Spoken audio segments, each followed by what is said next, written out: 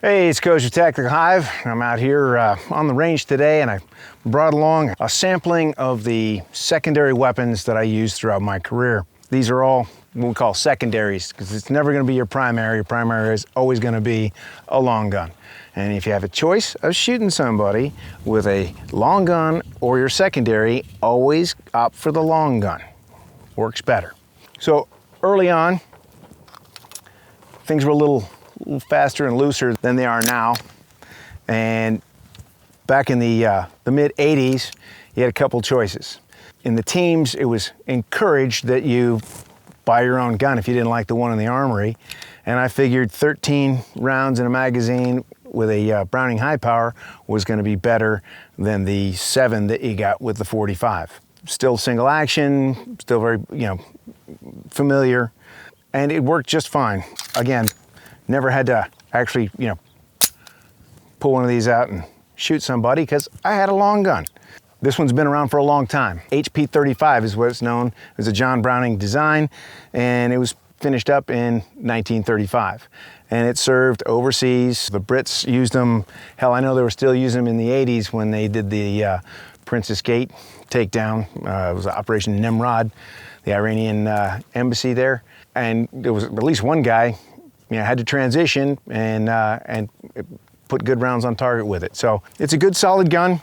Been around a while. It's got a good track record. The issues that it has a magazine cutoff, so when the magazine's out, you can't shoot it. It's not that big a deal, except it makes your trigger squeeze not anywhere near as good as other options. The safety, which you have to manipulate every time because it's single action, is a bit small. And that was one thing that would be addressed. I never got around to putting a bigger one on this one, but I never really needed it. My chief of that platoon, he just encouraged us to, bring what we wanted to shoot. And old Fred, he carried a 44 Magnum revolver in a shoulder holster. So again, things were a little bit different back then.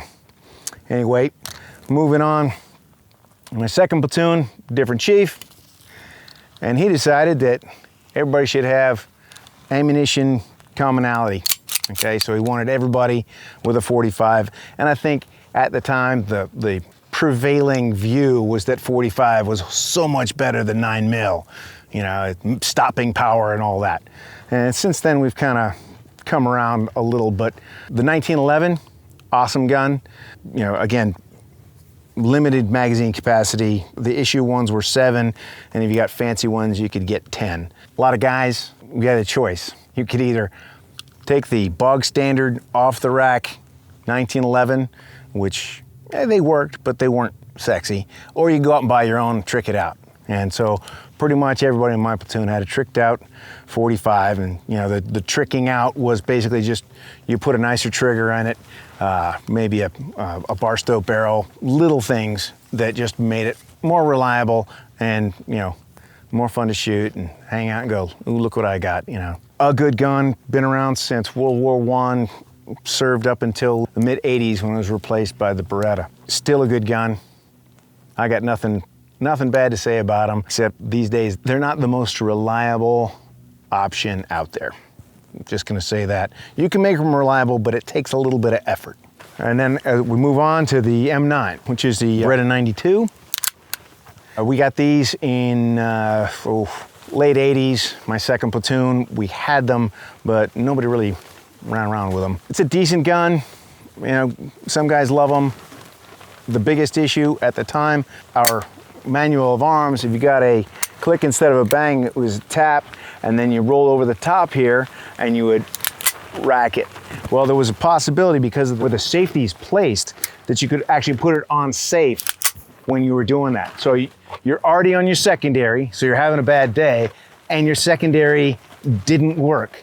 And now your fix that you applied hasn't worked either, okay? Nobody I know got in that situation, but potentially there. It's like if somebody hands you a parachute and says, yeah, I think the reserve, it might work. You don't want that, right? And then there was some issues, not only because it's 9mm and everyone was into the stopping power of the 45 back then, even though this has a lot more bullets than the 45, there was a weak point during testing, because we shot a lot.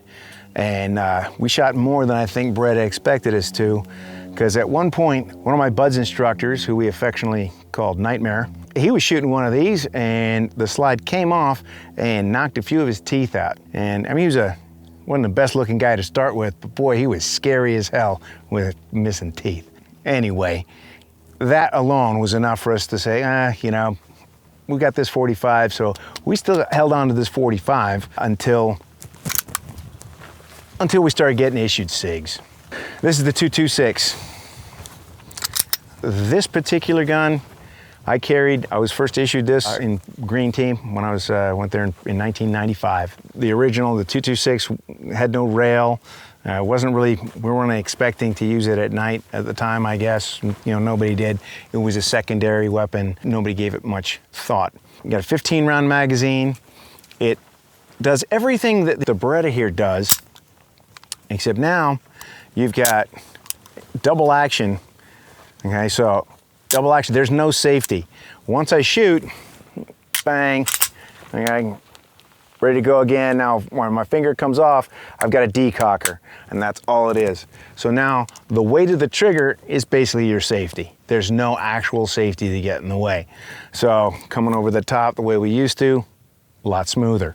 The initial guns that we got, the slide wasn't stainless steel, and it rusted up pretty quick. And of course, rolling around in salt water like you know, we were doing, that wasn't a good thing. Since then, SIG's made some corrections. Even before they went to the next model, we switched out to stainless slides and never looked back. Things are awesome. I've probably got somewhere between 1/4 and 500,000 rounds fired through one of these over a number of years. And they keep going. When I was at Buzz training as an instructor, we put hundreds of thousands of rounds through these. And eventually the frame would crack, but way past, you know, what you would think of a normal lifespan of the gun.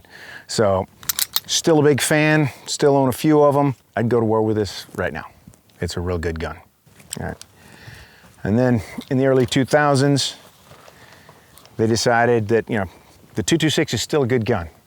The Mark 25 has a couple of changes. The biggest ones, it came with nice sights out of the box, and you got this little piece of rail right here. So, I mean, it'd been a decade we've been adapting this gun, you know, with attached rails and, you know, things that would, you know, clamp onto the trigger guard so you could mount a light on your gun. And then SIG just kind of put this in there for the integral rail. Glock was first, but then SIG added this and allowed us to more easily mount lights and lasers. Usually it's just a light with your secondary, because if you get down to it, anybody that you can shoot, you can light them up. You need to be able to positively identify your threat, your target.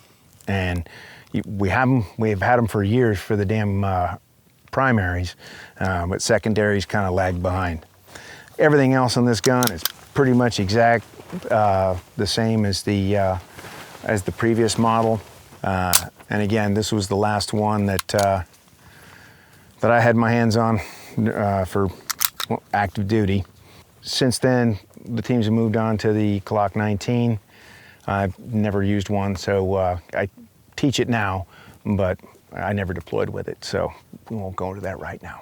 This is just a basic overview of the guns that I carried. If you went into a SEAL armory during my time, you could find all kinds of stuff.